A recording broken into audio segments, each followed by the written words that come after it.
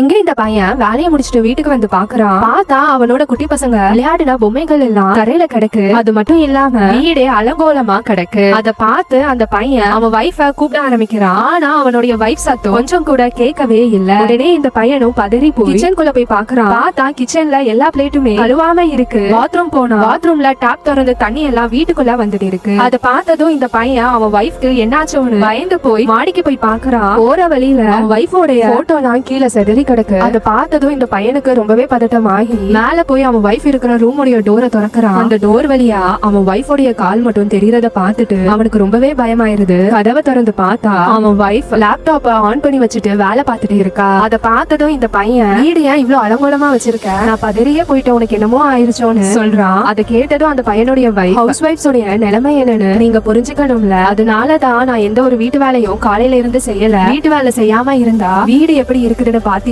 இதுதான் என்னுடைய டெய்லி நிலைமைன்னு அந்த பொண்ணு சொல்றா.